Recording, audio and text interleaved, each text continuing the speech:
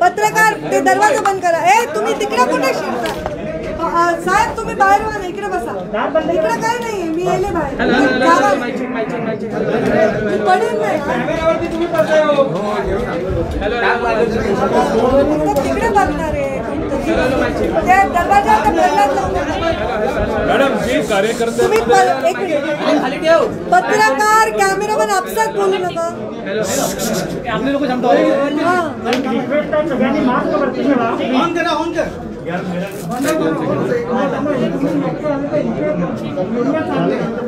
तुम्ही गप्पा बसा रे, आपले लोक जे इथे थांबले.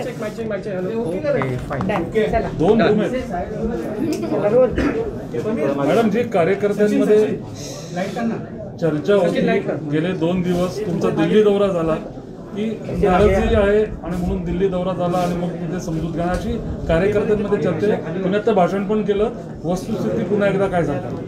सर्वप्रथम गर्दीमुळे थोडी गैरसोय झाल्याबद्दल मी तुमच्या सगळ्यांची दिलगिरी व्यक्त करते.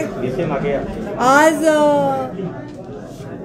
तिकडे गप्पा बसायला लावतो का जरा? ललित उन्हों शांत रहने बोले. प्रेस जोर से चिल्ला के ऐसे नहीं चलेगा, इनको नहीं सुनेगा कोई. मामा तुम्ही सांगा, प्रदीप जा ना बाहेर, शांत बसायला सांगा. तर तुम्ही अपसात बोलू नका ना प्लीज. मला स्वतःचाच आवाज ऐकू येत नाही, माझा प्रॉब्लेम आहे. मी काही दिवसांपूर्वीपर्यंत पत्रकार परिषद घेऊन, माझी प्रेस चालू आहे, त्यांना येऊ द्या नाही तर बसा. नाही ते सगळेच एवढे वळवळ करतात. शांत त्या बिचाऱ्यांना केव्हाच सॉरी आता बस. तुम्ही बाहेर जाऊन त्यांना शांत. तुम्ही आपसात कोण बोलते? मला ऐकू येत नाही, मला माझा आवाज ऐकू येत नाही.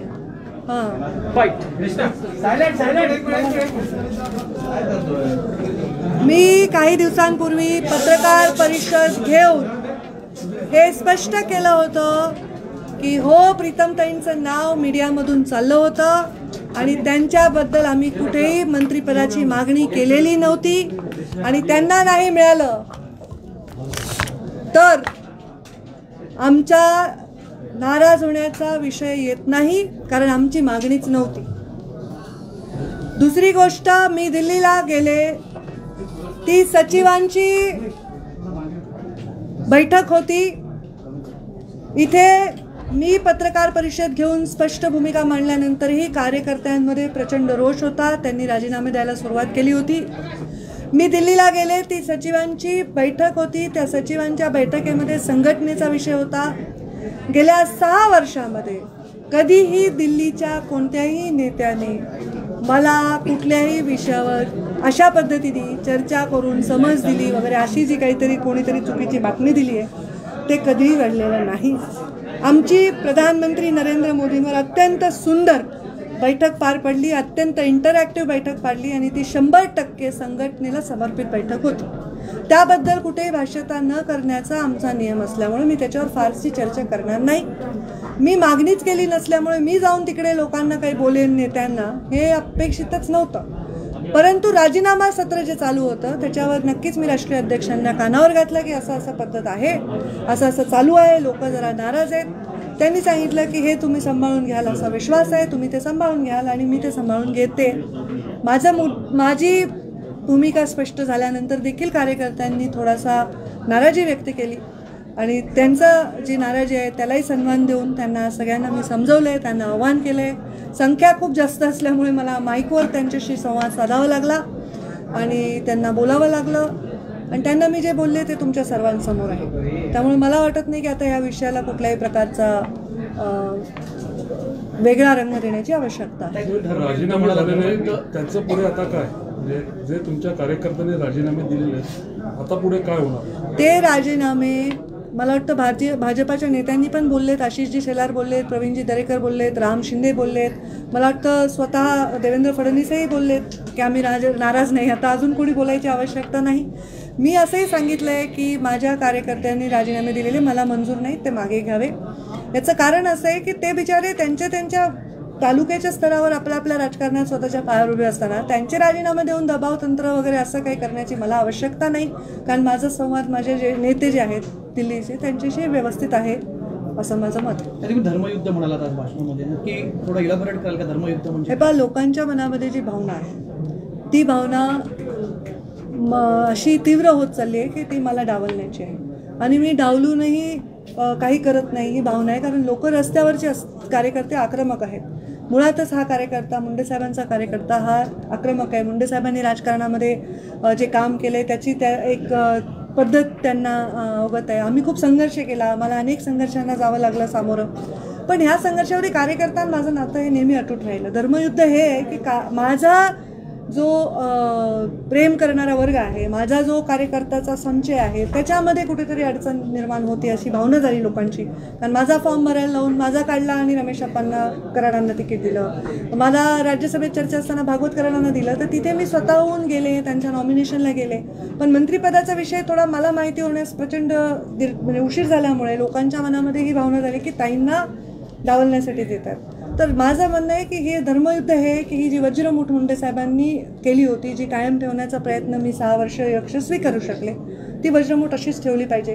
कोणाला काही पद दिलं, कोणाला काही सन्मान दिला म्हणून आमचं नातं खराब होऊ नये, ना माझं त्यांच्याशी नातं खराब होऊ नये, कराड आणि बाकी ज्यांच्या संधी मिळाली त्यांच्याशी, आणि समाजातील लोकांचंही मन खराब होणे. हे धर्मयुद्ध आहेच आहे, आम्हाला लढावंच लागणार आहे. संघटित समाजाला हे नेहमी प्रश्न असतात. मी वारंवार म्हणाला की आम्हाला हे धर्मयुद्ध टाळायचं आहे.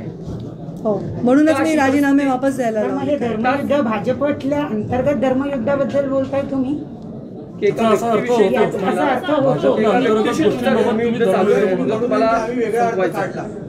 नाही, मी असं काही म्हणणार नाही. जिथे काढला तिथेच म्हणेन. मी जे बोलले तेच बोलले. धर्मयुद्ध हे आहे की जेव्हा एखादा व्यक्ती राज्यभर प्रवास करून प्रचंड मेहनत करून एक संघटन करतो, ते त्याच्या नावावर त्याच्यावर प्रेम करणारा माणूस त्याच्या संघटनेशी जोडला जातो. त्याचा आणि संघटनेमध्ये विसंवाद असणं, आपल्या नेत्याला संघटनेमध्ये स्थान नाही अशा प्रकारची भावना विनाकारण नेत्या मनामध्ये कार्यकर्त्यांच्या निर्माण होणारे निर्णय होणं, ह्याच्यामुळे एक प्रसंग मनामध्ये होतो. धर्मयुद्ध म्हणजे काय, तर आपल्या विचारांशी असलेला, आपल्या समर्पित संस्कारांशी असलेला हा संघर्ष आहे. आणि धर्मयुद्ध हेच आहे की ही जी माझी मोठ आहे ती मोठ डिस्टर्ब न होता कामा नये. भले कोणालाही पद मिळवून लोकांना वाटतं मला मिळालं पाहिजे, मला नाही मिळालं तरी माझी हरकत नाही, पण ही वज्रमूठ कायम राहायला पाहिजे, एकजूट कायम राहायला पाहिजे. योग्य वेळी निर्णय घेऊ असं तुम्ही म्हणाला. योग्य वेळी निर्णय घ्यायचा, अविचाराने कुठलाही निर्णय घ्यायचा नाही. योग्य वेळ कुठली ते जेव्हा मला येऊ नये अशी माझी अपेक्षा आहे. अनेकदा बोललं जातं, त्यांनी ते लक्षात ठेवावं. त्याचा उल्लेख तुम्ही केला की पंकजा मुंडे यांना पक्षाने खूप दिले, याचा उल्लेख तुम्ही केला.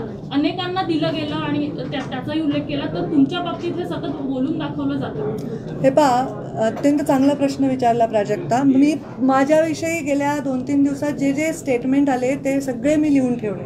त्याच्यामध्ये भारतीय जनता पार्टीचा कोणताही नेता नकारात्मक नाही बोलला, खूप चांगलं आणि सकारात्मक आणि आशावादी बोलले. प्रत्येक नेता म्हणाले की नाही ताई सांभाळून घेतील, कार्यकर्त्यांचा संताप हा विद्रोह.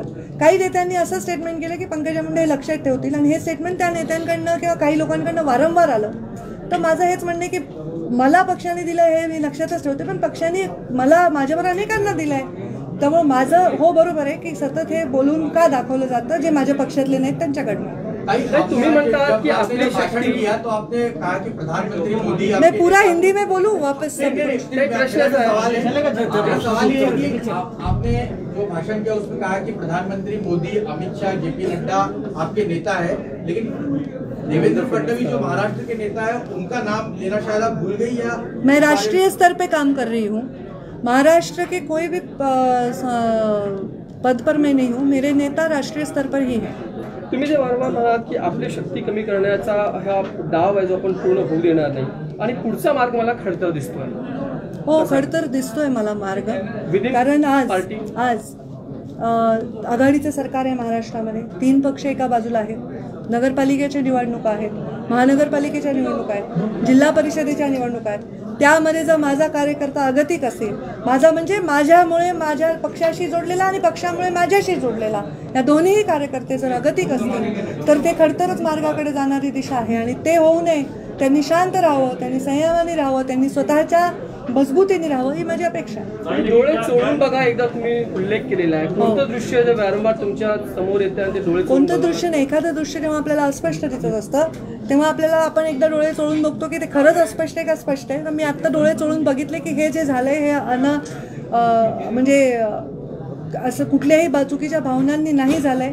तर एकदा डोळे चोळून बघा. कार्यकर्त्यांची जी भावना झाली की ताई असं अशा पद्धतीने राजकारण होत आहे किंवा पक्षामध्ये राज्यस्तरावर अशा प्रकारे डावललं जाते, तर एकदा ते आपण त्याच्यावर तपासलं पाहिजे. कुठल्याही भूमिकेच्या अंतिम आपण स्तरावर जाण्याच्या आधी तपासून घेतो. तुमच्या नेत्यांच्या यादीमध्ये पंतप्रधान नरेंद्र मोदी येतात, अमित शहा येतात, देवेंद्र फडणवीस काय येत नाही किंवा महाराष्ट्राचे नेते काय नाही? मराठीत उत्तर. काय काय तुमच्या नेत्यांच्या यादीमध्ये माझ्या नेत्यांच्या यादीमध्ये मोदी अमित शहा येतात, महाराष्ट्रातील तुमचे नेते का नाही? त्याच्यामुळे वेगळा अर्थ निघू शकतो. माझे नेते, मी राष्ट्रीय स्तरावर काम करत आहे. माझे नेते नरेंद्र मोदी, JP नड्डा आणि अमित शहा आहेत, हे मी म्हटले. आणि ह्याच्यामध्ये मी राष्ट्रीय स्तरावरचे आहे, ते माझे नेते आहेत. मी राष्ट्रीय स्तरावर काम करते, मी त्यांच्या नेतृत्वाखाली काम करते आणि हे मी परत परत सांगते. त्यामुळे इथे विषयच येत नाही कुठलाही नाव का नाही घेतलं याचा. आप पूरा हिंदी में बोलू.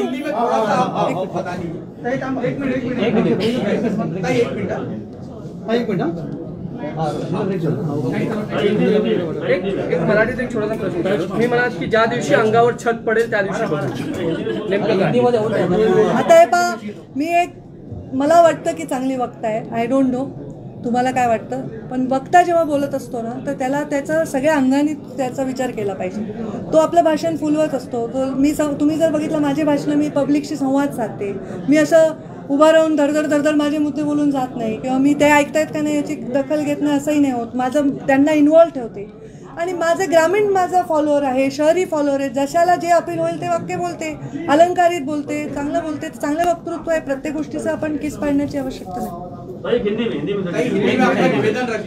मैं आज जो कार्यकर्ता पूरे राज्य भर से आए थे, कुछ तेलंगाना, मध्य प्रदेश, गुजरात से छोटे छोटे पंचायत के सदस्य वगैरह आए थे, आज उन सब से मैंने बातचीत की. बातचीत जाहिर तरीके से करनी पड़ी क्योंकि बहुत संख्या में आए थे. माइक लगाकर उनसे संवाद किया. आपने देखा कि वो भी बात कर रहे थे और मैं भी उनसे बात कर रही थी. उन्होंने सबने रेजिग्नेशन दिया था और ये रेजिग्नेशन का कारण उनका असंतोष बताया था. वो असंतोष ये था कि उनकी इच्छा थी कि भारतीय जनता पार्टी में मंत्रिमंडल जो अभी प्रीतम ताई काम कर रही हैं, जो मेरी बहन है, जो सांसद है, लोकसभा से चुन के आई है, उनका नाम चल रहा था मीडिया के माध्यम से और चर्चा हो रही थी. तो उनका नाम चलने के बाद उनको मंत्री पद नहीं मिला. वो तो है ही नहीं, पर डॉक्टर भागवत कराड़ इनको मिला. उस बारे में मैंने ऑलरेडी पत्रकार परिषद लेकर कुछ दिन पहले खुलासा किया था कि मेरे परिवार ने, प्रीतम मुंडे ने कभी कोई मांग नहीं की कि हम मंत्री पद चाहते हैं. मैंने कोई नेता से इस बारे में कोई बात नहीं की. तो हमारी जब हमने मांग ही नहीं की तो नाराज़गी का प्रश्न उद्भवता नहीं है. और इसमें जो डॉक्टर कराड़ को मिला वो भी मुंडे साहब के कार्यकर्ता हैं, मुंडे साहब के विचारों पे चलने वाले कार्यकर्ता हैं और उनको मिला है तो मैंने उनका अभिनंदन किया. वो मुझसे उम्र में बड़े हैं, उनका अवमान ना हो ऐसा आह्वान मैंने लोगों को किया.